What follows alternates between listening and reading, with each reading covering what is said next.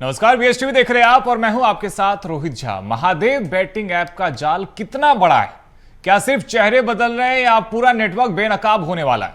रायपुर एक बार फिर देश की सबसे बड़ी जांच का केंद्र बना हुआ है। टीवी होस्ट शेफाली बग्गा से ईडी लगातार दूसरे दिन पूछताछ कर रही है, लेकिन कहानी सिर्फ यहीं तक सीमित नहीं है। जांच की सुई अब उन बॉलीवुड सितारों, टीवी कलाकारों, क्रिकेटरों और सोशल मीडिया इन्फ्लुएंसर्स तक पहुंच रही है, जिन्होंने कथित तौर पर इन बैटिंग एप्स को लोकप्रिय बनाने में भूमिका निभाई है। आखिर किस तरह करोड़ों लोगों तक पहुंचा यह प्रमोशन नेटवर्क, किसे मिला पैसा, किसने निभाई क्या भूमिका और जांच में अब कौन कौन आ सकता है, आज इसी पर करेंगे चर्चा। लेकिन सबसे पहले देखिए ये रिपोर्ट।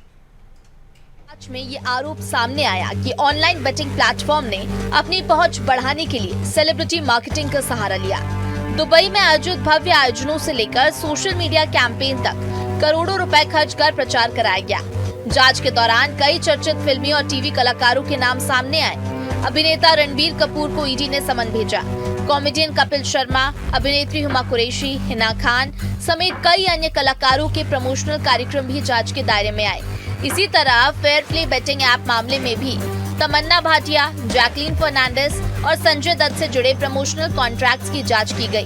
फिल्मी कलाकारों पर जांच की आंच पर सियासत भी हो रही है। कांग्रेस का आरोप है कि मुख्य आरोपियों को बचाने की साजिश चल रही है। बैटिंग ऐप जैसे मामले आ गए, सट्टे जैसे मामले आ गए, इन मामलों में जरूर गंभीरता से सोचने की आवश्यकता है, लेकिन जो मुख्य लोग हैं उनको पकड़ना चाहिए। ये तो बेचारे कलाकार हैं, इनको पकड़ के इन पर कार्रवाई करके, छोटी कार्रवाई करके बड़ा दिखाने का काम इसमें विभाग करता है। जबकि इसमें ये होना चाहिए, जो इन कंपनियों को चलाने वाले लोग हैं, जो इसको संचालित करने वाले लोग हैं, उन पर बड़ी कार्रवाई होगी तो ऑटोमेटिक ना मार्केटिंग होगी ना काम होगा। देखिए, चाहे भ्रष्टाचार की बात हो, चाहे महादेव सट्टा ऐप की बात हो, भूपेश बघेल के शासन में, कांग्रेस के शासन में ये जितने गड़बड़ झाला हुआ है, जब हम जहां जहां पहुंचते हैं तो कांग्रेस के पेट में दर्द क्यों होता है? ये छोटे बड़े सबको बचाना चाहते हैं क्या? अरे 7 समुंदर पार भी गिरफ्तारी हुई है, जो बचे थे वो यहाँ पर आकर समर्पण कर रहे हैं। तो निश्चित रूप से मेरा मानना है, कोई भी हो, चाहे सेलिब्रिटी हो, व्यापारी हो, नेता हो, कोई हो, जिसने गलती किया है जांच एजेंसियां उसे पकड़ेगी। साल 2025 में जांच का दायरा और बढ़ा। तेलंगाना पुलिस की एफआईआर के आधार पर ईडी ने कई कलाकारों और सोशल मीडिया इन्फ्लुएंसर्स के खिलाफ मनी लॉन्ड्रिंग जांच शुरू की। विजय देवरकोंडा, राणा दग्गुबाती, प्रकाश राज, निधि अग्रवाल और प्रणीता सुभाष जैसे नाम भी जांच के दायरे में आए। वहीं पूर्व क्रिकेटर हरभजन सिंह, युवराज सिंह, सुरेश रैना और अभिनेता सोनू सूद सहित कई चर्चित हस्तियों से भी बेटिंग प्लेटफॉर्म के प्रचार को लेकर पूछताछ किए जाने की खबरें सामने आई। छत्तीसगढ़ के बहुचर्चित महादेव सट्टा ऐप मामले में लगातार पड़ताल जारी है और इससे पहले देखा गया कि कई राजनेताओं के, कई कारोबारियों के साथ साथ अब बॉलीवुड के एक्ट्रेस भी इसमें शामिल होते हुए नजर आ रहे हैं। इस पूरे महादेव सट्टा ऐप के बेटिंग मामले में किस तरह से और कौन कौन लोग शामिल हो सकते हैं, शेफाली बग्गा से पूछताछ में क्या कुछ निकलकर सामने आता है। कैमरामैन शशि के साथ अविनाश चंद्रवंशी, बीएसटीवी, रायपुर।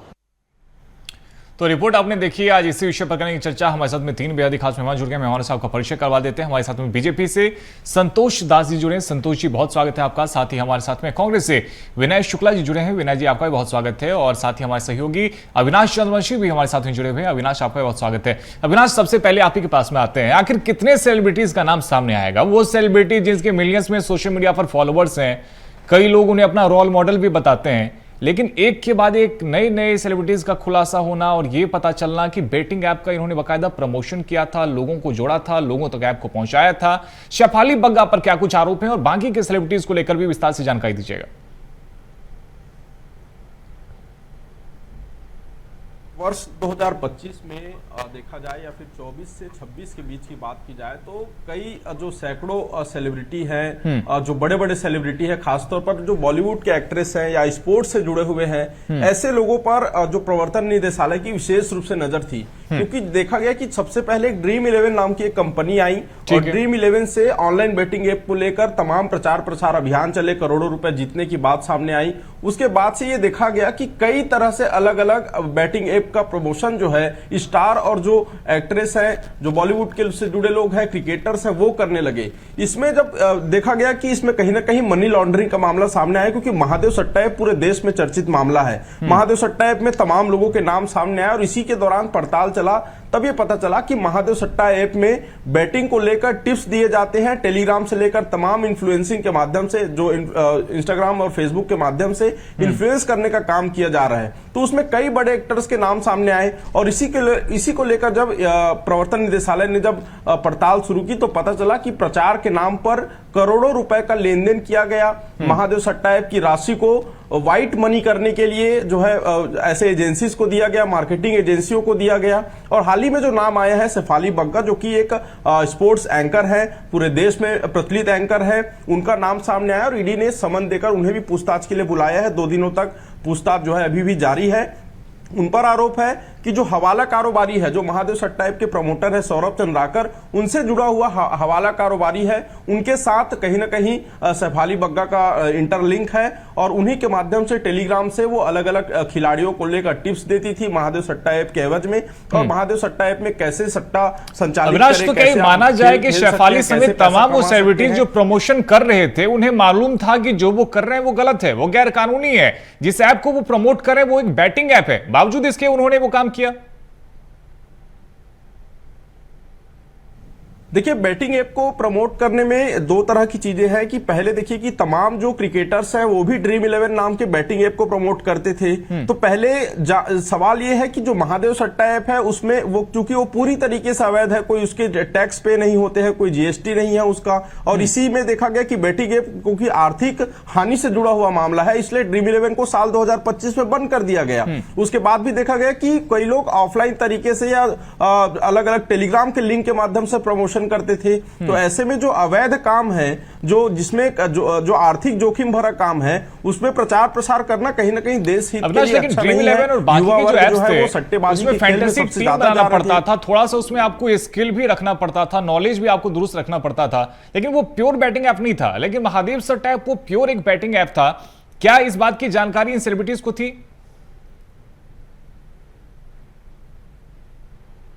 सभी सेलिब्रिटी को इसकी जानकारी होती है, क्योंकि कोई भी जब मार्केटिंग एजेंसी ऐसे विज्ञापनों के प्रचार प्रसार को लेकर जब किसी भी सेलिब्रिटी से कांटेक्ट करते हैं तो उसकी पूरी जानकारी देते हैं, प्रोडक्ट डिटेल देते हैं कि क्या प्रोडक्ट है, कितना पैसा मिलेगा, कितना नहीं मिलेगा, क्या किस तरह के प्रोडक्ट हैं, क्या फायदा है इससे। क्योंकि जो भी मार्केटिंग या पीआर एजेंसियां होती है वो किसी भी कंपनी के सारे डिटेल्स जो है वो सर्च करती है, पूरे तरीके से रिसर्च करने के बाद उसकी जानकारी जो है उसके लिए सेलिब्रिटीज को ऑफर देते हैं, तब जाके वो प्रमोशन का काम होता है जी।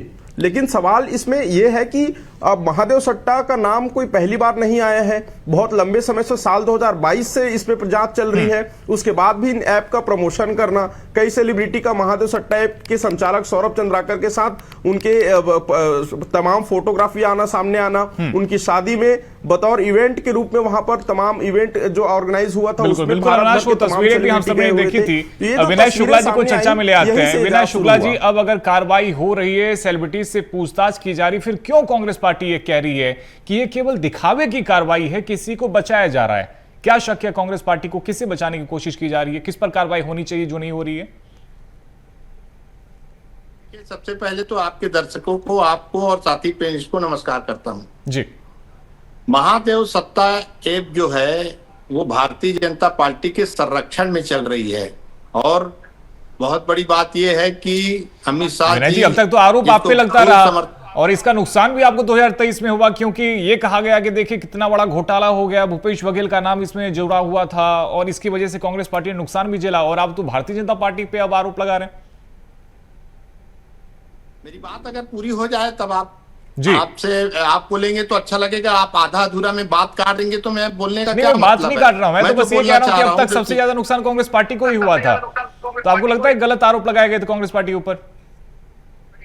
बिल्कुल, आरोप किसी के ऊपर भारतीय जनता पार्टी लगा देते हैं। भारतीय जनता पार्टी का अभी बहुत बड़ा मंसूबा है कि कोई भी उसके विपक्ष के लोग अगर उसके ऊपर हावी हो जाते हैं तो उनके ऊपर आरोप लगाना बिल्कुल निश्चित है। देखिए, महादेव सट्टा ऐप पूरे भारत देश में है, और भारत देश में जिन लोगों को ये टारगेट बनाकर अभी वर्तमान में पूछताछ किया जा रहा है, मुझे ऐसा लगता है ये तो सब कलाकार हैं, नचनिया गने नाचने वाले हैं, ये अपने कला का प्रदर्शन करते हैं, और इनके जो मालिक है इनको पैसा देके अपना ऐप को पब्लिसिटी करा रहे थे। मैं आपको एक बात बताना चाहता हूं, आप थोड़ा सा पीछे चले जाइए तो हमारे देश में एक सहारा इंडिया करके एक कंपनी हुआ करती थी और उसमें फ्रॉड हो गए थे, तो उसके मालिक को ही अंदर कर दिया गया था। उसमें किसी भी उनके वर्कर या कर्मचारी के ऊपर कोई केस नहीं है। तो यहाँ भी मालिक को बचाया उसके थोड़ी जा मालिक के रहा ऊपर है। और दूसरी बात विनय जी, जिसे आप कह रहे हैं कि नचनिया है, मिलियंस में उनके फॉलोवर्स हैं, इंस्टाग्राम पे आप देखेंगे तो कई कई बड़े बड़े हस्तियों से ज्यादा उनके सेलिब्रिटीज के फॉलोवर्स हैं, लोग उन्हें अपना रोल मॉडल मानते हैं। आप देखिए ना इसमें किसके नाम है, कपिल शर्मा, हुमा कुरैशी, हिना खान, इसके अलावा तमन्ना भाटिया, जैकलिन फर्नांडिस, इतने सारे सेलिब्रिटीज के इसमें नाम शामिल हैं। इन्हें आप एक सामान्य व्यक्ति कह रहे हैं और यदि इनके ऊपर में आरोप हो तो क्यों नहीं कार्रवाई हो?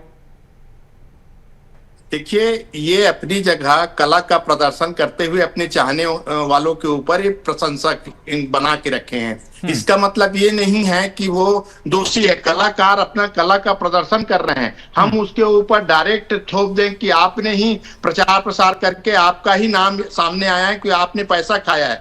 पैसा खाने वाला कोई दूसरा है, संतोष जी जवाब दे दीजिए। करने वाले हैं। संतोष जी, क्यों कलाकारों पे कार्रवाई कर रहे हैं आप? वो तो कला का प्रचार कर रहे थे, फिर क्यों आरोप ये लगा रहे हैं कि वो मनी लॉन्ड्रिंग में जुड़े हुए थे, वो महादेव सर टैब से जुड़े हुए थे?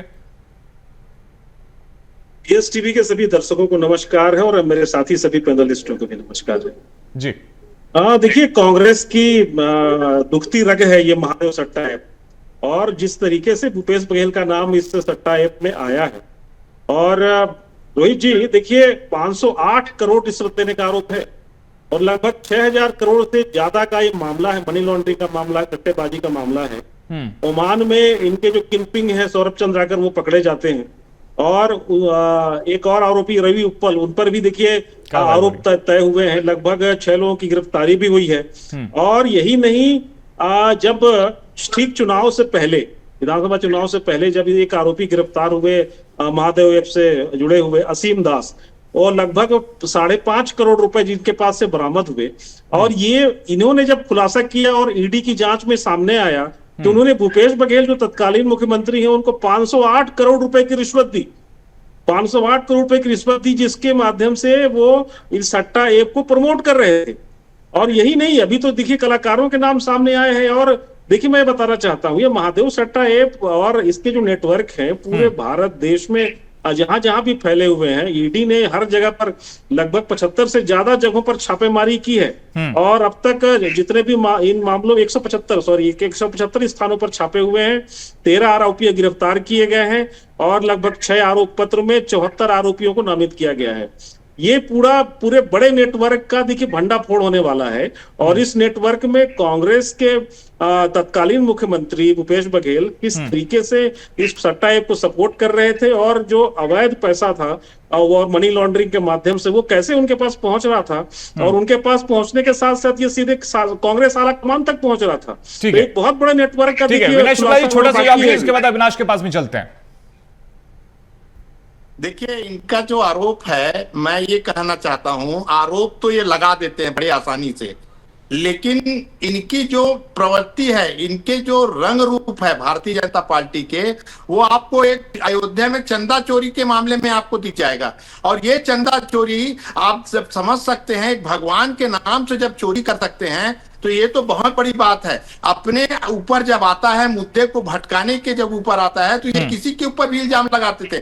क्योंकि इनके पास सत्ता है, इनके पास वो अधिकार क्षेत्र है जो कंपनियों को भेज के, जो ईडी सीडीआई को भेज के लोगों को परेशान करना, किसी भी पार्टी के नेताओं को परेशान करना, इनकी एक आदत सी हो गई है। समय बदलेगा जरूर। मैं आपको एक चीज छोटी सी बात बताना चाहता हूं, वक्त बदलता है, समय रहते अगर ये अपनी कमजोरियां और अपनी कमियों को ना ढूंढेंगे तो मैं याद रखे, भारतीय जनता पार्टी के जितने भी शीर्ष नेता है, जो महादेव ऐप के वर्तमान समय में जो उनका संरक्षण कर रहे हैं, जितने भी बड़े लोगों को, जो मेन लोग हैं उसकी संरक्षण कर रहे हैं, तो निश्चित तौर पर इनको जेल जाना पड़ेगा। ठीक है विनय शुक्ला जी, लौटूंगा आपके पास में। अविनाश, क्या वाकई में ये सेलिब्रिटीज जिसको लेकर विनय शुक्ला जी कह रहे हैं कि ये केवल नाच गान का काम करते हैं, ये कलाकार हैं, क्या वाकई में ये इतने मासूम हैं या फिर कई सारे राज इनके साथ भी जुड़े हुए हैं? देखिए रोहित जी, जिस तरह से जब भी कोई ऐसी फाइनेंशियल ट्रांजैक्शन की या फिर मनी लॉन्ड्रिंग की जांच होती है, तब पूरे नेटवर्क को खंगाला जाता है कि किसी सेलिब्रिटी के पास यदि किसी बैटिंग ऐप को लेकर, जो कि पूरे देश में अवैध है और जिस पर प्रवर्तन निदेशालय जांच कर रही हो, जिस पर कई एफआईआर दर्ज हो, उस कंपनी का प्रचार करने के लिए यदि कोई एजेंसी किसी सेलिब्रिटी से कांटेक्ट कर रही है तो निश्चित तौर पर संचालक से संपर्क होने पर ही ऐसे संपर्क बनते हैं।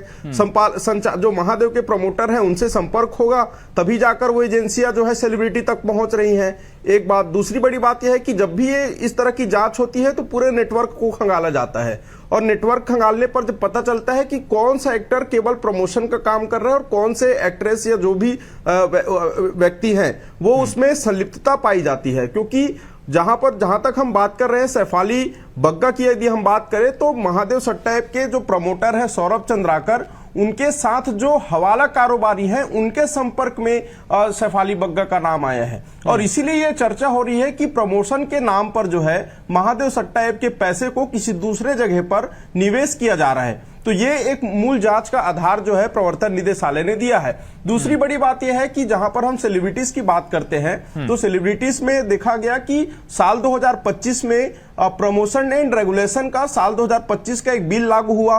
बिल लागू होने के बाद देश भर के ड्रीम 11 जैसे कई बड़े बैटिंग ऐप है जहां पर मल्टी लेयर में गेम्स जो है वो ऑर्गेनाइज होते थे, उन जगह वो गेम पूरी तरीके से वित्तीय लेन देन को उन ऐप पर प्रतिबंध लगाया गया कि इस ऐप के भीतर आप किसी भी तरह से वित्तीय लेन देन नहीं कर सकते या पैसे आप उसमें नहीं लगा सकते, और वो केवल एक प्ले स्टेशन बनकर रह गया। तो महादेव सट्टा को लेकर भी यही चर्चा थी, लेकिन सवाल यह है कि महादेव सट्टा 2022 में पहली एफआईआर दर्ज हुई, आज तक ऐप का संचालन हो रहा है, यानी ऑपरेट अभी भी हो रहा है। सवाल यह है सत्ताधारी दल से कि आखिर महादेव सट्टा ऐप बंद क्यों नहीं हो पाया, आरोपी पकड़ना नहीं पकड़ना, संतोष जी ये जवाब तो आपको देना पड़ेगा। ये ठीक बात है कि जो बात अविनाश कह रहे हैं, सोशल मीडिया पर अभी भी कई सारे लिंक्स ऐसे आ जाते हैं जहां पर इन एप्स को प्रमोट किया जाता है, फिर क्यों नहीं पूरी तरह से कार्रवाई कर पा रहे हैं? और दूसरी तरफ जो कार्रवाई आप कर रहे हैं उसको लेकर भी विनय शुक्ला जी सवाल उठा रहे हैं। देखिए, महादेव सट्टा ऐप की जांच लगातार ईडी कर रही है, और जब ईडी जांच कर रही है तो आपको रोहित जी मैं बता दूं लगभग 4,336 करोड़ रुपए से ज्यादा की चल संपत्ति जब्त हुई है। और यही नहीं, अभी आगे भी बहुत सारे छापेमारी होने वाली है, और उसके साथ साथ और भी, जब भी आपने बहुत सारे सेलिब्रिटीज के नाम बताए, सेलिब्रिटीज के नाम जो आ रहे हैं जो वास्तव में ऐसे अवैध ऐप को प्रमोट कर रहे थे, सट्टेबाजी के ऐप को, और ऐसे प्रमोशन में लगे लोग जब देखिए पैसों का आदान प्रदान करते हैं, चाहे वो मनी लॉन्ड्रिंग के माध्यम से हो, चाहे वो अवैध पैसा कैश के रूप में लेना हो, तो जब ये ऐसा लेन देन करते हैं तो निश्चित रूप से जब ईडी की कार्रवाई होगी तो इनसे पूछताछ की जाएगी, और जब पूछताछ की जाएगी, विनय जी तो कह रहे हैं ये लोग मासूम हैं, ये कलाकार हैं, ये दोषी नहीं है, असली लोगों पर आप कार्रवाई कर ही नहीं रहे। आप भूपेश बघेल पे कार्रवाई कर रहे हैं, लेकिन वो कह रहे हैं कि आप जांच एजेंसियों का दुरुपयोग कर रहे हैं। ये तो कांग्रेस का कहना है। कांग्रेस, मैंने कहा ना, कांग्रेस की दुखती रग है, कांग्रेस को तो अभी बहुत तकलीफ होने वाली है। अभी तो भूपेश बघेल के ऊपर भी देखिए कार्रवाई होगी। अभी तो यही नहीं कि जिससे जुड़ा नेटवर्क, जिससे भी जुड़ा हुआ होगा, ये जितनी भी अवैध फंडिंग है, ये सारे जिन लोगों ने भी लिया है पैसे, चाहे वो प्रमोशन के लिए लिया हो, चाहे वो एड को प्रमोट करने के लिए लिया हो, उन पर कार्रवाई तो होगी, चाहे वो कलाकार हो चाहे कोई भी हो। क्या कलाकार है तो इसलिए उनके ऊपर अवैध रूप से फंडिंग का आरोप यदि लगे तो जांच ना होना चाहिए, नहीं होना चाहिए, ऐसा तो है नहीं। ठीक है विनय शुक्ला जी, आने वाले समय भूपेश बघेल पर भी कार्रवाई होगी, बड़ी कार्रवाई होगी, एक इशारा यहां पर संतोष जी करते हुए नजर आ रहे हैं।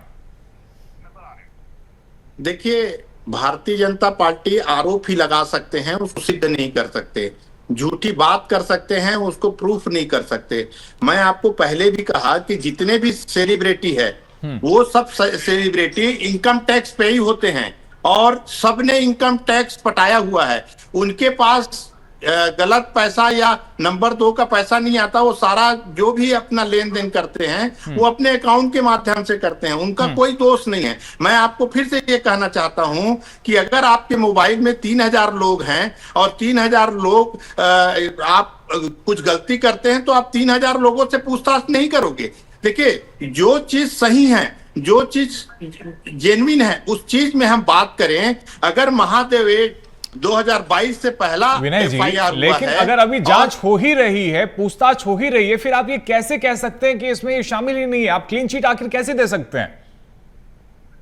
देखिए, मैं क्लीन चिट देने वाला नहीं हूं। हम आपको वास्तविकता बात बता सकते हैं। मैं कोई क्लीन चिट देने वाला कोई जज नहीं हूं, ना कोई जस्टिस हूं। मैं आपको एक बात बता जरूर सकता हूं कि भारतीय जनता पार्टी की राजनीतिक जो गतिविधियां होती है वो पूरे झूठ से होती है। आपको बता दूं, अगर 2022 में इसका FIR हुआ तो आज तक ये ऐप क्यों चल रहा है? अगर भूपेश बघेल जी ने पैसा लिया है 2023-24 में तो उसको आज तक प्रूफ क्यों नहीं किया गया? जिस व्यक्ति का ये नाम ले रहे हैं, भिलाई में इनके भारतीय जनता पार्टी के ही एक आदमी पैसा लेके कार में आए थे और वो पकड़ाए, वो शख्स भारतीय जनता पार्टी का था। जब उन्होंने उससे पूछताछ किया तो बताया कि कोई बड़े नेता हमको दबाव बनाए कि आप भूपेश बघेल जी का नाम लो। देखो, आरोप लगाना और उसको सिद्ध करना बहुत में अंतर है। मैं आपको एक छोटी सी बात बताना चाहता हूँ, 20 सेकेंड लूंगा आपसे जी, कि 2014 से लेकर 2026 तक के जो CBI, ED, CBI लोग 130 केस दर्ज किए हैं,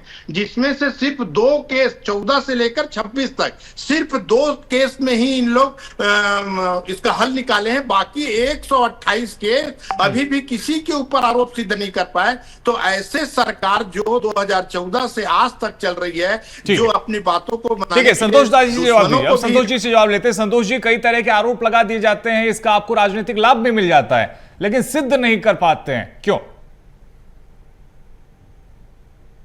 रोहित जी, देखिए, इस मामले में तो स्पष्ट रूप से दिख रहा है 175 से ज्यादा जगहों पर छापेमारी हुई है और लगभग 4000 करोड़ से ज्यादा की संपत्ति जब्त हुई है। ईडी ने कार्रवाई की है, 6 लोग है और अभी आने वाले समय में और जांच होने दीजिए ना। अभी जो कलाकारों को बुलाया गया है उसमें उनसे पूछताछ होने दीजिए। पूछताछ में तकलीफ क्या है कांग्रेस को, मुझे समझ में नहीं आता। आप जब पूछताछ के लिए ईडी जब बुलाएगी, उनको मनी ट्रांजैक्शन का मामला है, उनके पास पैसा गया है प्रमोशन को लेकर के, तो उनसे पूछताछ क्यों नहीं की जाए? क्या वो इतने भोले भाले हैं कि उनके अकाउंट में पैसा कहां से आ रहा है? 10 सेकंड में काउंटर कीजिएगा विनय जी। और रोहित जी एक बात मैं बताना चाहता हूं। देखिए, ये जो महादेव ऐप कंपनी है, ये मनी का ट्रांजैक्शन कैसे करती थी? ये लगभग 70 से 75% पैसा अपने पास रख करके बाकी पैनल के जो संचालक होते थे उनमें बांटती थी।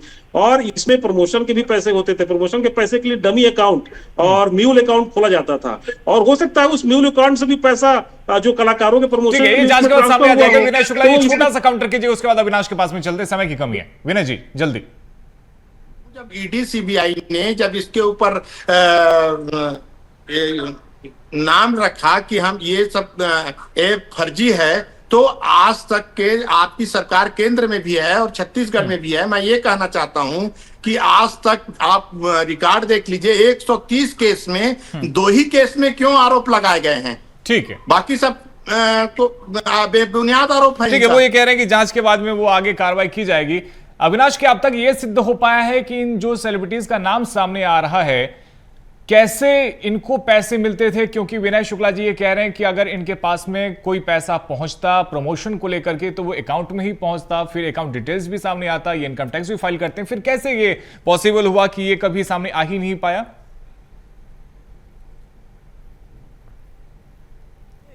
इनकम टैक्स की बात है, लीगल जो भी ट्रांसफर होते हैं उसको लेकर जांच नहीं है। यदि लीगल ट्रांसफर, यदि कोई पैसा जो है काला पैसा कहीं पर पहुंचता है, कैश मनी ट्रांसफर होता है और वो किसी एजेंसी के माध्यम से कैश वाउचर से फिर ऑनलाइन ट्रांसफर होता है, तो ऐसे में वो पैसा, ठीक है, आप उस पैसे का टैक्स पे कर रहे हैं, आप अपनी फीस 1000 के जगह 1 लाख रुपए बता रहे हैं, लेकिन जो पैसा पे करने वाला है उसके पास पैसा कहां से आ रहा है इसकी भी तो जानकारी होती है। तो आप टैक्स पे करें, आपके खाते में मैं अगर 10 लाख रुपए डाल देता हूं और आप कहते हैं कि आपका पैसे आपने जो उधार दिया था वो पैसे आप ले रहे हैं, तो ये कोई सिस्टम नहीं होता है। जो भी पेमेंट आते हैं, म्यूल अकाउंट, जो भी अकाउंट फ्रीज होते गए, उसमें ये देखा गया कि पैसे का ट्रांसफर जहां से हो रहा है वो फ्लो कौन सा फ्लो है, वो लीगल फ्लो है या फिर वो किसी तरीके से अवैध तरीके से वो पैसा खाते में पहुंच रहा है। दरअसल जितने भी सेलिब्रिटी है उन पर आरोप इस तरह से हैं कि उनके पास जो फंड पहुंचे हैं, महादेव सट्टा ऐप की अवैध काली कमाई का पैसा वहां पर पहुंचा है, उनकी एजेंसियों का इस्तेमाल हुआ है, हवाला कारोबारियों के माध्यम से जो उनकी फीस है उनके अलावा बाकी पैसे जो है पहुंचाए गए हैं। तो ये मेन आरोप है और इसी आरोप पर जांच हो रही है। दूसरी बड़ी बात यह है कि जांच पर पूछताछ के बाद में क्या कुछ खुलासा होता है। अविनाश, समय की कमी है, यहाँ पे आपको रुकना पड़ेगा। बहुत शुक्रिया संतोष दास जी, साथ ही विनय शुक्ला जी और अविनाश आपका भी हमारे साथ भी जुड़ने के लिए। तो देखिए, शेफाली बग्गा जो कि बिग बॉस की फेम रह चुकी है, स्पोर्ट्स एंकर भी हैं, उनसे पूछताछ हो रही है महादेव सट्टा ऐप मामले को लेकर। लेकिन शेफाली बग्गा एकमात्र नाम नहीं है जो इस जांच के दायरे में है। कई सारे उनके अलावा भी सेलिब्रिटीज हैं जिनका नाम सामने आ चुका है और ऐसे में महादेव सट ऐप को लेकर के एक बार फिर से कार्रवाई तेज हो गई है। शेफाली बग्गा से पूछताछ हो रही है। ऐसे में माना यही जा रहा है कि आने वाले समय में महादेव सट ऐप को लेकर के कई महत्वपूर्ण गिरफ्तारियां और कई बड़ी कार्रवाई भी देखने को मिलेगी। फिलहाल इस चर्चा में इतना ही। खबरों का सिलसिला जारी है। आप देखते रहिए BSTV। नमस्कार।